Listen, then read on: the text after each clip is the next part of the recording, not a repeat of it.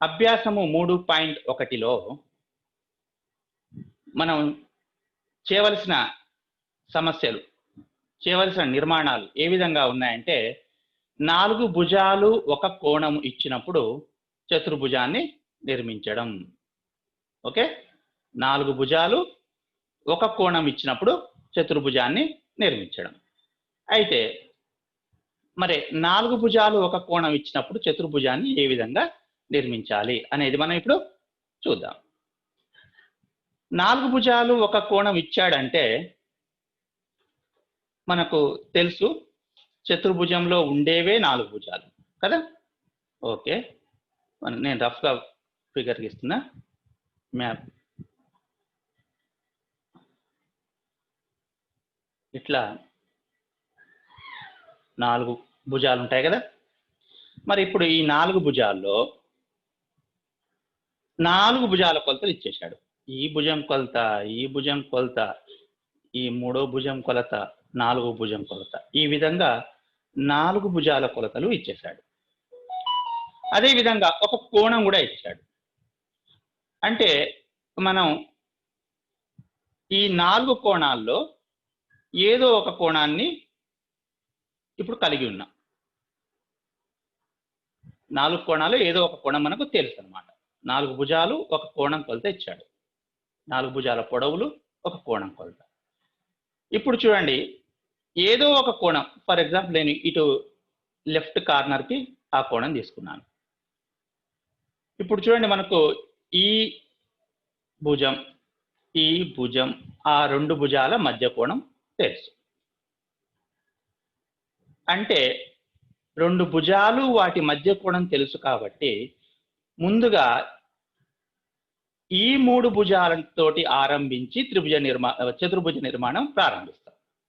ఈ 3 భుజాలను ఆధారంగా చేసుకుని చతుర్భుజ నిర్మాణం ప్రారంభించి ముందు ఈ భుజము, కోణము, భుజం ఆధారంగా త్రిభుజాన్ని నిర్మించే ప్రక్రియ చేపట్టి ఆ తదుపరి 4వ శీర్షాన్ని మనం కనుక్కుంటాం. ఓకే, అంటే ఇప్పుడు ఈ భుజము, కోణము, భుజము మనం 7th క్లాస్లో భుజము, కోణము, భుజం ఆధారంగా త్రిభుజ నిర్మాణాలు నేర్చుకున్నాం కదా. ఆ విధంగా మనం ప్రారంభిస్తాం. ఫస్ట్ భుజం గీస్తాం ఇచ్చిన కొలతతోటి. ఆ తర్వాత ఇచ్చిన కోణంతో కిరణం గీస్తాం. మళ్ళీ ఇచ్చిన కొలతతోటి ఒక చాపరేఖ గీసుకుంటాం. చాపము, కిరణాల ఖండన బిందువును గుర్తించుకుంటాం. ఇప్పుడు చూడండి, మనకు ఈ శీర్షము, ఈ 1వ శీర్షము, ఇది 2వ శీర్షము, ఇది 3వ శీర్షము. 3 శీర్షాల ఆధారంగా మనం త్రిభుజం నిర్మించవచ్చు కదా.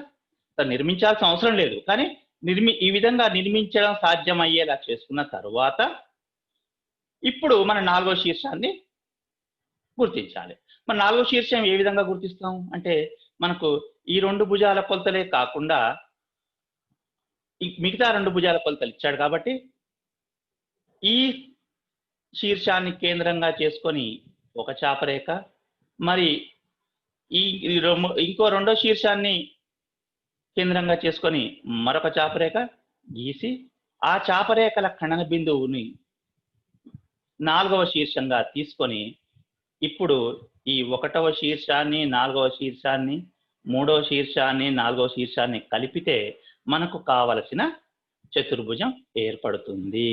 అంటే ముందుగా మనం చేయవలసిన పనేంటి, త్రిభుజ నిర్మాణానికి అనుకూలంగా ఉన్న 3 కొలతల్ని మనం వేరు చేసుకొని త్రిభుజ నిర్మాణం దిశగా నిర్మాణం చేపట్టి ఆ తదుపరి 4వ శీర్షాన్ని మనం గుర్తిస్తాము.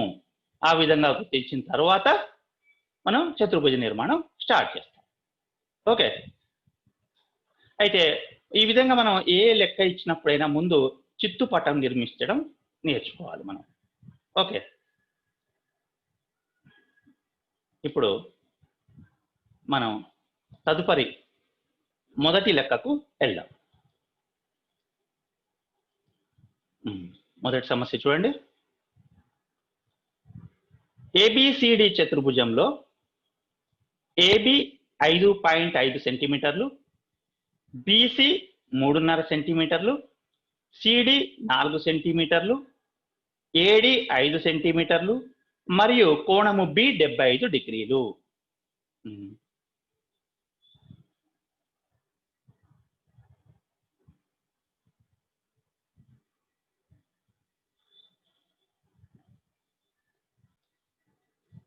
చూడండి, మనకు కోణం బి 75 డిగ్రీలు కాదు, ఇక్కడ లెక్కలో కోణం ఏ 45 డిగ్రీలు.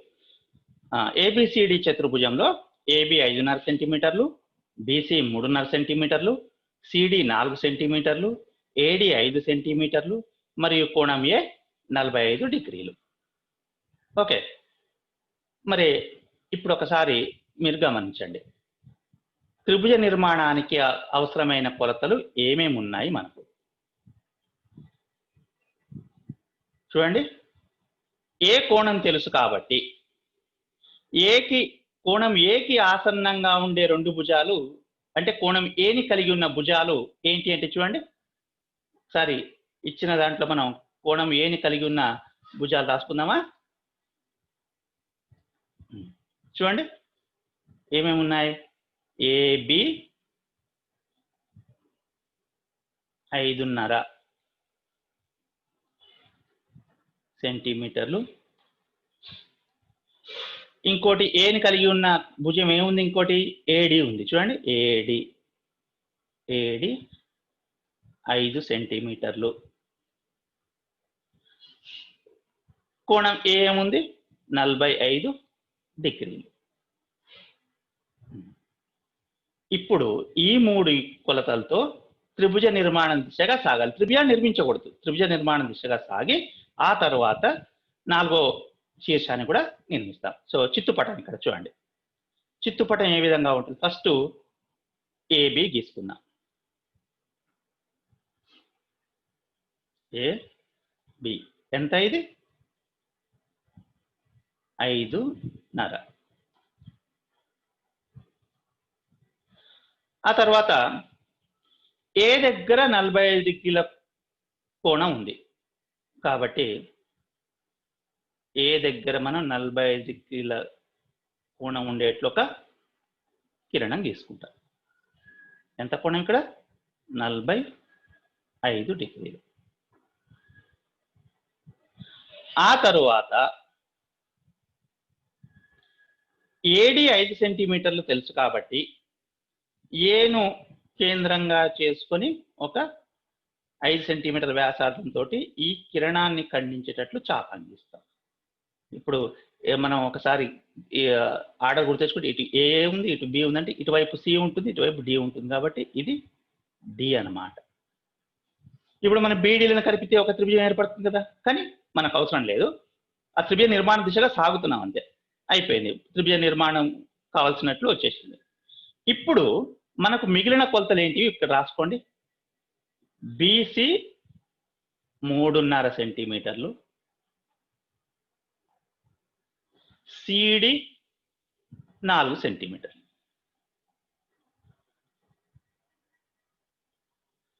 కాబట్టి ఇప్పుడు సిడి 4 సెంటీమీటర్లు కదా, సిడి 4 సెంటీమీటర్లు కాబట్టి మనకు సి అందుబాటులో లేదు కాబట్టి దీని కేంద్రంగా చేసుకొని 4 సెంటీమీటర్ల వ్యాసార్థంతో ఒక చాపరేఖ గీస్తాం. అట్లాగే బీసీలో కూడా సి మనకు అందుబాటులో లేదు కాబట్టి బిని కేంద్రంగా చేసుకొని మళ్ళీ ఒక చాపరేఖ గీస్తాం. ఇప్పుడు ఈ చాపరేఖల ఖండన బిందువే మనకు కావలసిన 3వ శీర్షము సి. ఈ విధంగా 3వ శీర్షం వచ్చిన తర్వాత ఆ 3వ శీర్షాన్ని మిగిలిన ఈ 4వ శీర్షాన్ని మిగిలిన 2 శీర్షాలకు కలుపుతాం. ఈ విధంగా మనకు చిత్తుపటం ఏర్పడుతుంది. మరి నిర్మాణం ఏ విధంగా ఉంటుందనేది ఇప్పుడు జాగ్రత్తగా గమనించండి.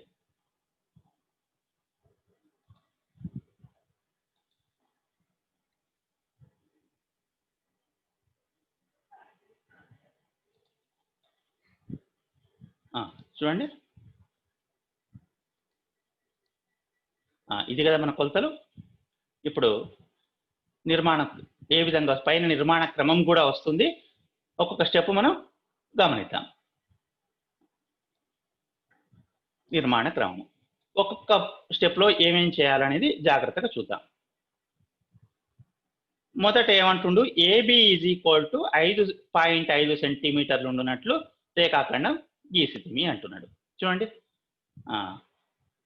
ఏ పెట్టుకొని స్కేల్ సహాయంతో 5.5 సెంటీమీటర్ల రేఖాఖండం గీసి ఆ రేఖాఖండము చివరి భాగాన్ని బి అనే బిందువు చేత గుర్తిస్తాం.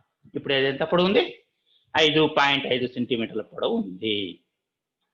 ఆ తదుపరి ఏం చేస్తాం అనుకున్నామని, ఏ వద్ద 45 డిగ్రీలు ఉండునట్లు ఒక కిరణం గీసితిమి. ఏంటి, ఏ వద్ద కోణమాన్ని పెట్టి సరిగ్గా 45 డిగ్రీలు చూసుకొని ఏఎక్స్ కిరణం 45 డిగ్రీలు వచ్చేటట్లు ఏఎక్స్ కిరణం గీస్తుంది. కోణం ఎంత? అక్కడ 45 డిగ్రీలు మార్క్ చేద్దాం. ఓకే, ఇప్పుడు ఏం చేస్తాం? మళ్ళీ చెప్పండి. ఏ వద్ద ఏ కేంద్రంగా చేసుకొని 5 సెంటీమీటర్ల వ్యాసార్థంతో ఒక చాపం గీస్తాం. ఎందుకు? ఇప్పుడు మనకు చెప్పుకున్నాగా చిత్రపటంలో ఇక్కడ చాపం గీస్తే ఈ చాపము కిరణాల ఖండన బిందువుని మనం డిగా గుర్తించవచ్చు. కాబట్టి ఇప్పుడు చాపము కిరణాల ఖండన బిందువుని డిగా గుర్తిస్తున్నాం. ఓకే, ఇప్పుడు మళ్ళీ ఏమనుకున్నాం మనం? డి కేంద్రంగా, సిడిలో సి లేదు కాబట్టి డి కేంద్రంగా 4 సెంటీమీటర్ల వ్యాసార్థంతో ఒక చాపరేఖ గీస్తున్నాం. మళ్ళీ ఇంకోటి ఏముందిగా, బీసీలో సి లేదు కాబట్టి బి కేంద్రంగా 3.5 సెంటీమీటర్ల వ్యాసార్థంతో మరొక చాపరేఖ గీస్తున్నాం. ఇప్పుడు ఈ చాపరేఖల ఖండన బిందువే మనకు కావలసిన 4వ శీర్షము సి కాబట్టి అక్కడ ఆ ఖండన బిందువుని సిగా గుర్తిద్దాము. ఇప్పుడు ఇక మనకు కావాల్సిన 4వ శీర్షం వచ్చింది కాబట్టి చతుర్భుజం ఏర్పడడానికి అనుకూలంగా బి కామా సిలను కలపాలి. చూడండి, ఈ విధంగా కలుపుతున్నాం. స్కేల్ సహాయంతో 2 బిందువులను బి కామా సిలను కలుపుతాం. అట్లాగే డి కామా సిలను కూడా కలుపుతున్నాము.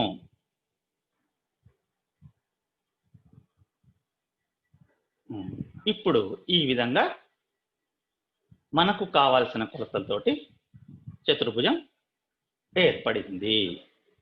ఓకే, మళ్ళొక్కసారి ఆ స్కేల్ తోటి గీసుకుంటున్నాం మనం అన్ని భుజాలు.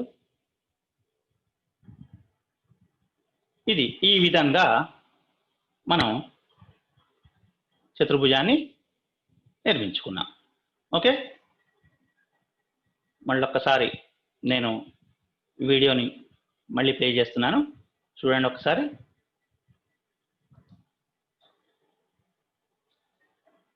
మీరే గమనించుకోండి.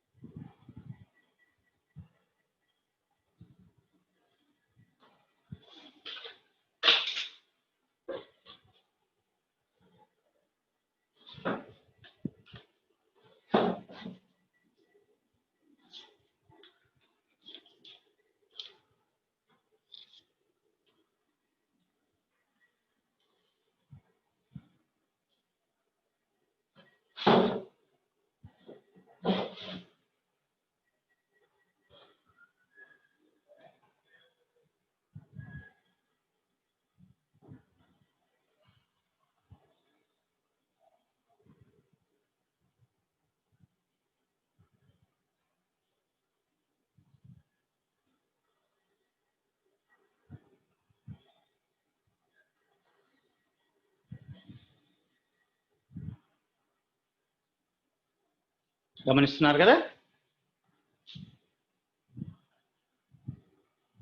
ఇది మొదటి సమస్య కాబట్టి మరొకసారి నిర్మాణాన్ని మీకు చూపిస్తున్నాను. తర్వాత సమస్యలో మనకు అవసరం ఉండదు. చూడండి, చక్కగా స్కేలు, కోణమానిని, వృత్తలేఖిని సహాయంతో మనం ఇక్కడ ఈ చతుర్భుజాన్ని నిర్మించుకుంటున్నాం.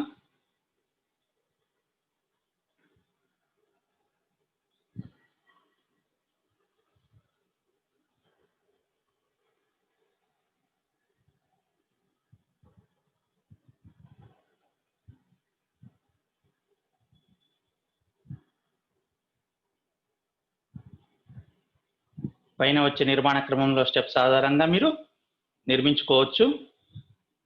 లేదా ఒకవేళ నిర్మాణ క్రమం మీరు రాసుకోలేని పక్షంలో ఇబ్బందిగా ఉంటుంది కాబట్టి, స్క్రోల్ అవుతూ పోతుంది కాబట్టి, నేను మీకు మళ్ళీ ఇప్పుడు నిర్మాణ క్రమంలో ఉండే సోపానాలు కూడా మీకు మరొకసారి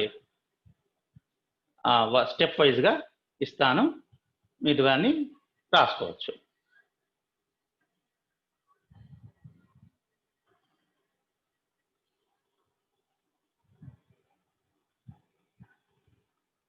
ఓకే, ఇది ఇప్పుడు దీని నిర్మాణ క్రమం చూద్దాం.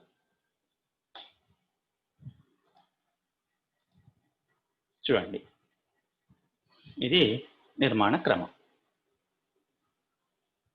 ఇంతకుముందు వచ్చిన స్టెప్సే మళ్ళీ ఒకసారి ఇక్కడ వరుసగా ఇవ్వడం జరిగింది. ఓకే, నెక్స్ట్ రెండవ సమస్యకి వెళ్దాం.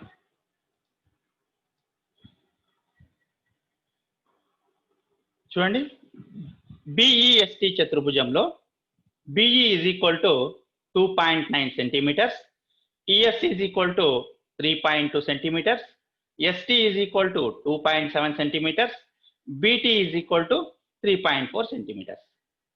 అయితే ఇప్పుడు మరి మనం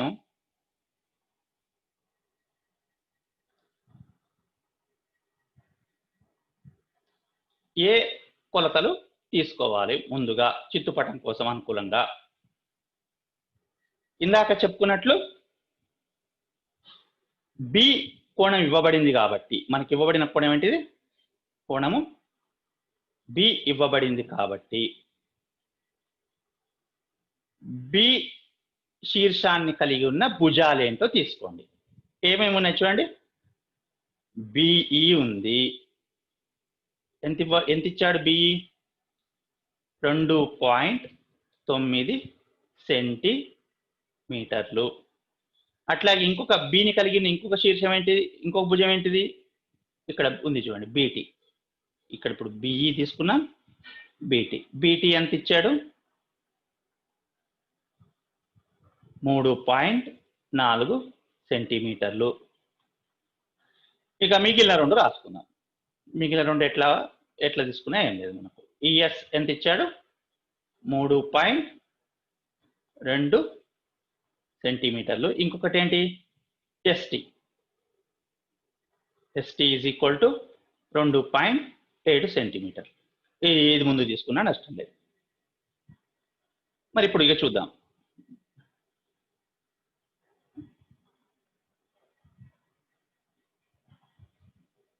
చూడండి, ఫస్ట్ ఏం తీసుకుంటాం? ముందే కోణం గీయలేం కదా, కాబట్టి భుజం గీస్తాం. బిఈ 2.9 సెంటీమీటర్లు. సో ఫస్ట్ బిఈ ఇస్తాం. బిఈ 2.9. ఆ తర్వాత ఏం చేస్తాం? కోణం గీసుకుంటాం. బి కోణం గీస్తాం. బి కోణం ఎంత ఉంది? 75 డిగ్రీలు. కాబట్టి కోణమానిని సహాయంతో 75 డిగ్రీలు కోణం ఉండేట్లు ఒక బిఎక్స్ కిరణాన్ని గీస్తాం. ఇప్పుడు బిఈ అయిపోయింది, కోణం బి అయిపోయింది. ఇప్పుడు ఇక బీటీ ఎంత? 3.4. కాబట్టి బి దగ్గర వృత్తరేఖని తీసుకొని 3.4 సెంటీమీటర్ల వ్యాసార్థంతో చాపం గీస్తాం. ఇక్కడ ఎంత కోణం ఉండే ఇంతకుముందు మనకు? 75 డిగ్రీలు. ఓకే, 75 డిగ్రీల కోణంతో కిరణం గీసిన తర్వాత 3.4 సెంటీమీటర్ల వ్యాసార్థంతో చాపం గీసినాం. ఈ చాపము కిరణంలో ఖండన బిందువుకి ఇది ఏమవుతుంది? బిఈ పోతే ఇక ఇటువైపు కుడివైపుకి ఎస్ వస్తుంది. అంటే ఇదేంటిది? టీ. ఎట్లాగో బీటీ అనుకున్నాం కదా, కాబట్టి బీ ఇది టీ. ఇప్పుడు మనకు ఎస్ శీర్షం ఒకటి కదాన్ని మనం గుర్తించగలిగితే ఈఎస్ ఎస్టీలను కలుపుకుంటే మనకు చతుర్భుజం పూర్తవుతుంది. కాబట్టి దానికోసమని మిగిలిన రెండు ఈఎస్ ఎస్టీ తీసుకోవాలి. మరి ఇప్పుడు ఈఎస్ లో మనకు ఈ ఉంది కానీ ఎస్ లేదు, ఇంకా నిర్మించలేదు మనం. కాబట్టి ఈని కేంద్రంగా చేసుకొని 3.2 సెంటీమీటర్ల వ్యాసార్థంతో చాపరేఖ గీస్తాం. అది కరెక్ట్గా ఎంత వస్తుంది రఫ్గా మనం గీసుకుంటున్నాం. ఓకే, ఇంకోటి ఏముంది? ఎస్టీ. ఎస్టీలో టీ అందుబాటులో ఉంది బిందువు, కానీ ఎస్ లేదు. కాబట్టి టీ దగ్గర 2.7 సెంటీమీటర్ల వ్యాసార్థంతో మరొక చాపని గీస్తాం. టీ కేంద్రంగా 2.7 సెంటీమీటర్ల వ్యాసార్థంతో ఇంతకు ముందు గీసిన చాపాన్ని ఖండించేటట్లు మరొక చాపరేఖ గీస్తాం. ఈ రెండు చాపముల ఖండన బిందువే ఏంటి మనకు కావలసిన 4వ శీర్షం ఎస్.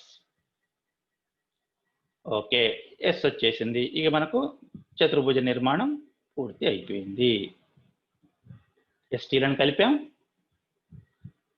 ఎస్సీలను కలిపాం. ఇది మనకు కావాల్సిన చిత్తుపటం.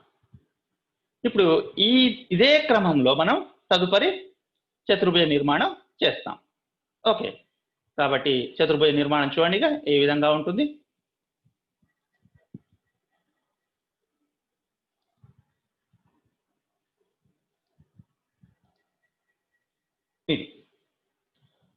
ఇవి ఇచ్చిన కొలతలు. ఇప్పుడు నిర్మాణం వరుసగా చూద్దాం.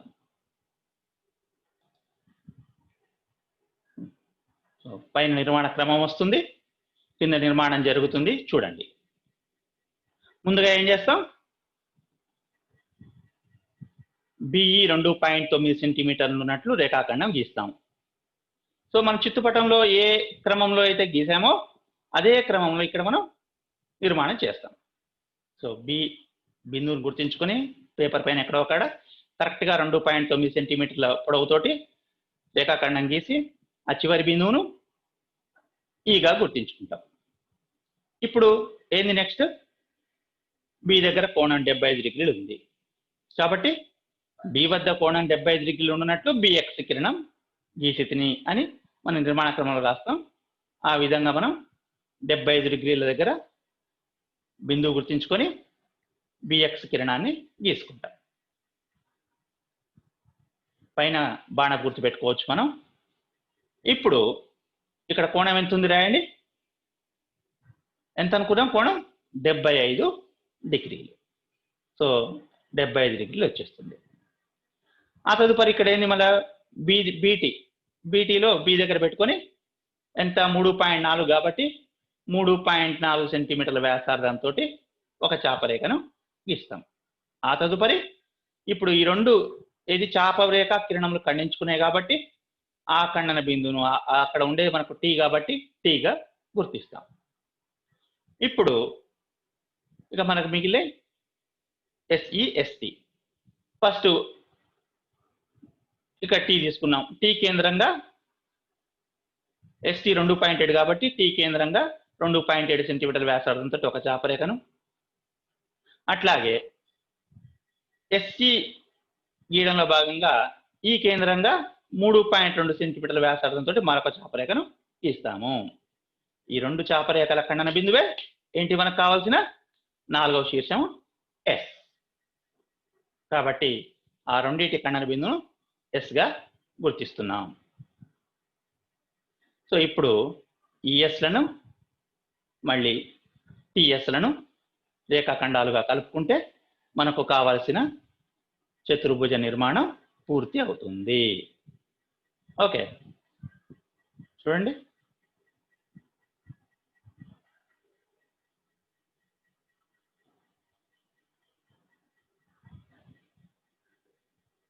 సో ఇది చతుర్భుజం BEST నిర్మాణము. సో ఇచ్చిన కొలతలతో BEST త్రిభుజం ఏర్పడింది.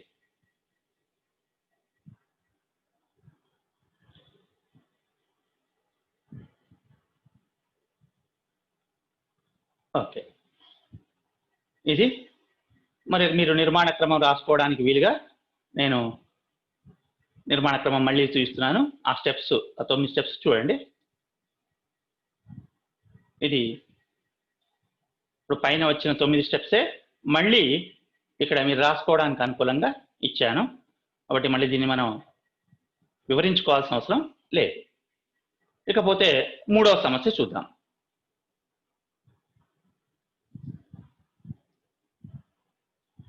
PQRS సమాంతర చతుర్భుజంలో PQ 4.5 సెంటీమీటర్లు, QR 3 సెంటీమీటర్లు మరియు కోణము PQR 60 డిగ్రీలు. మరి ఏంటి, 5 కదా ఇవ్వాల్సింది, 5 కొలతలు కదా ఇవ్వాల్సింది, 4 భుజాల కొలతలు, ఒక కోణం కొలత అనుకున్నాం కదా. మరి ఎందుకు ఇక్కడ 2 భుజాలు మాత్రమే ఇచ్చి మనకు నిర్మించమంటున్నాడు? ఈ సమస్యలో ఏదైనా మతలబు ఉందా? ఆలోచించండి ఒకసారి. మనకు క్లియర్గా కనపడుతుంది. ఏంటి ఇచ్చింది? ఏంటి? PQRS సమాంతర చతుర్భుజం అన్నాడు. సమాంతర చతుర్భుజం అన్నాడు కాబట్టి మనం ఒకసారి సమాంతర చతుర్భుజ ధర్మాలు గుర్తు తెచ్చుకోండి. ఇక్కడ రఫ్గా గీస్తున్నాను నేను. సో మనం గీయాల్సిన పటం ఏం కాదు ఇది. ఒకసారి రఫ్గా PQRS సమాంతర చతుర్భుజం అనుకుంటే, సమాంతర చతుర్భుజ ధర్మాల్లో మనం ఏం చెప్పుకున్నాం? ఎదురెదురు భుజాల పొడవులు సమానం. అంటే PQ ఎంత ఉంటుందో RS అంతే ఉంటుంది. అట్లాగే PS ఎంత ఉంటుందో QR కూడా అంతే ఉంటుంది. అంటే మనకు 2 ఇచ్చాడంటే మిగిలిన 2 కూడా ఇచ్చినట్లే. ఇప్పుడు ఈ భుజం కొలత, ఈ భుజం కొలత ఇచ్చాడు మనకు. ఇప్పుడు ఇదెంతో ఇదంతే కాబట్టి ఇది కూడా ఇచ్చినట్లే, ఇదెంతో ఇదంతే కాబట్టి ఇది కూడా ఇచ్చినట్లే. ఇంకోటి 4 భుజాల కొలతలు ఇచ్చాడు, అట్లా కోణం Q కూడా ఇచ్చేసాడు. PQ కోణం PQR అంటే అర్థమైంది, Q వద్ద కోణం. అంటే మళ్ళీ మనకు కావాల్సిన అన్ని కొలతలు అందుబాటులో ఉన్నట్లే కదా. కాబట్టి ముందు ఆ కొలతలు ఏందో రాద్దాం.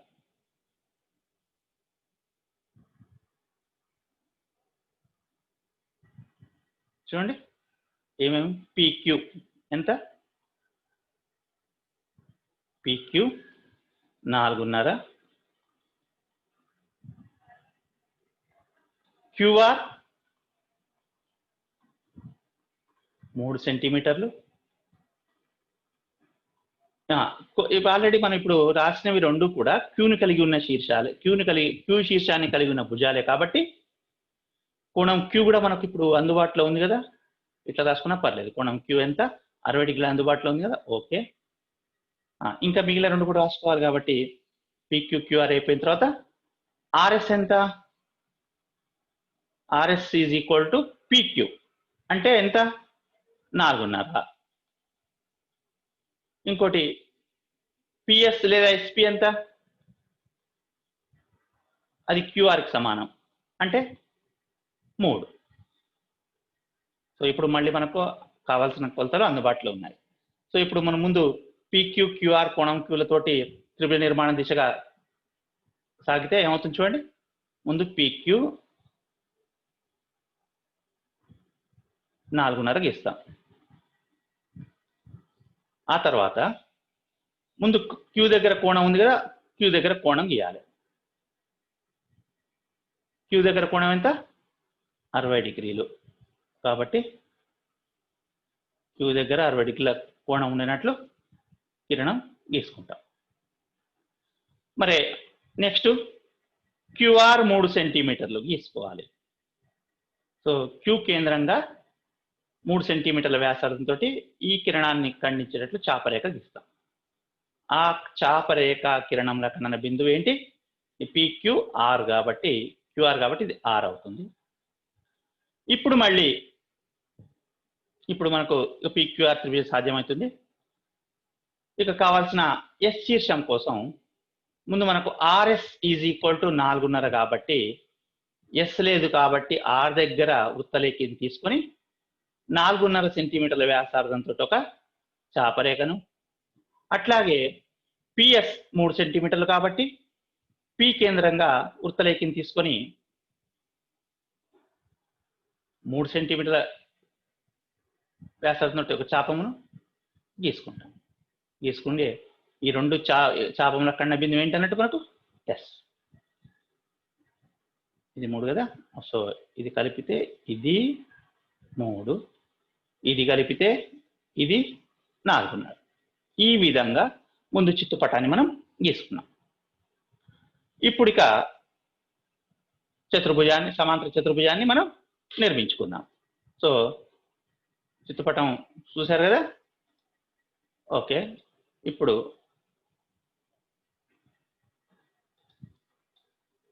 నిజమైన నిర్మాణం చూద్దాం.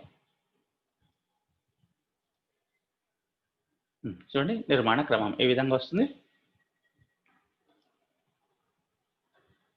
నిర్మాణ క్రమము. సో ఫస్ట్ ఏం చేస్తాం, పిక్యూ 4.5 సెంటీమీటర్లు ఉన్నట్లు ఒక రేఖాఖండంను గీసుకుంటాం. మనం చిత్తుపటం ఏ క్రమంలో నిర్మించుకున్నామో అదే క్రమంలో ఇక్కడ పటాన్ని నిర్మించుకున్నాం. సో పిక్యూ 4.5 సెంటీమీటర్లు ఉన్నట్లు ముందు పి బిందువును గుర్తించుకొని ఎక్కడో అక్కడి నుంచి 4.5 సెంటీమీటర్లు రేఖాఖండం గీసి ఆ చివరి బిందువుని క్యూగా గుర్తిస్తాం. ఓకే, నెక్స్ట్ క్యూ వద్ద 60 డిగ్రీల కోణం ఉన్నట్లు ఓఎక్స్ కిరణం గీస్తుంది. క్యూఎక్స్ కిరణం చూడండి 60 డిగ్రీల దగ్గర ఉత్తలేఖన సాయంతో కోణమాన సాయంతో 60 డిగ్రీలు తీసుకొని కిరణం గీసుకున్నాం. ఇప్పుడు ఏం చేస్తాం, మళ్ళా క్యూఆర్ 3 సెంటీమీటర్లు కాబట్టి ముందు కోణం 60 డిగ్రీలు రాద్దాం. క్యూఆర్ 3 సెంటీమీటర్లు కాబట్టి క్యూ కేంద్రంగా 3 సెంటీమీటర్ల వ్యాసార్థంతో ఒక చాపరేఖను గీస్తాం. ఏ విధంగా, ఇందాకటి కిరణాన్ని ఖండించే విధంగా. ఆ ఖండన బిందువుని మనం ఆర్గా గుర్తిస్తాము. సో చాపరేఖ కిరణముల ఖండన బిందువును ఆర్గా గుర్తిస్తున్నాను చూడండి. ఓకే, ఇప్పుడు ఇక మనం మిగిలింది పిఎస్ ఆర్ఎస్. కాబట్టి ముందు ఆర్ కేంద్రంగా, ఆర్ఎస్ 4.5 కాబట్టి ఆర్ కేంద్రంగా 4.5 సెంటీమీటర్ల వ్యాసార్థంతో ఒక చాపమును, అదేవిధంగా పి కేంద్రంగా 3 సెంటీమీటర్ల వ్యాసార్థంతో మరొక చాపరేఖను గీస్తున్నాం. చూడండి. ఓకే, ఇప్పుడు ఈ చాపరేఖల ఖండన బిందువు ఏంటంటే మనకు ఎస్. 4వ శీర్షం, మనకు కావాల్సిన 4వ శీర్షం ఎస్. సో ఖండన బిందువును ఎస్ గా గుర్తించుకుంటున్నాం. ఇప్పుడు మిగిలిన 2 భుజాలు ఏంటి అంటే అవి పిఎస్ ఆర్ఎస్ లను కలుపుతున్నాం. అక్కడతోటి మనకు కావలసిన సమాంతర చతుర్భుజం ఏర్పడుతుంది. పిఎస్ కలుపుకున్నాం, అదేవిధంగా ఇప్పుడు చూడండి ఆర్ఎస్ని కలుపుతున్నాం. చూడండి సమాంతర చతుర్భుజం చక్కగా వచ్చిందో. మీరు కూడా నోట్బుక్లో అంతే చక్కగా గీసుకోవాలి. ఇక్కడ ఇది మనం చివరికి ఇది గీయాల్సిన అవసరం ఏమీ లేదు. కాకపోతే మీరు నిర్మాణం చేసేటప్పుడు ఏదైనా రేఖాఖండాలు ఏవైనా భుజాలు ఏమైనా పలసగా వచ్చినట్లయితే మళ్ళీ ఒకసారి గీసుకోవడానికి అనుకూలంగా, అంతేకాని ఈ చివరికి మళ్ళీ తప్పనిసరి గీయాలన్న నియమం ఏమీ లేదు. సో ఇది పిక్యూఆర్ఎస్ సమాంతర చతుర్భుజం. సో మరి మీరు కావాలంటే నిర్మాణ క్రమం మళ్ళీ ఒకసారి రాసుకోవాలనుకుంటే చూడండి, నిర్మాణ క్రమం మళ్ళీ ఇస్తున్నాను మీకు. ఇది నిర్మాణ క్రమం.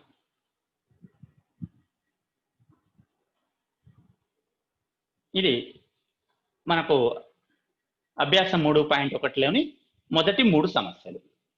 ఆ తర్వాతి 3 సమస్యలని ఇంకా వీలైతే ఇంకా కొన్ని సమస్యల్ని నెక్స్ట్ క్లాస్లో మనం చెప్పుకుందాం. Okay, bye.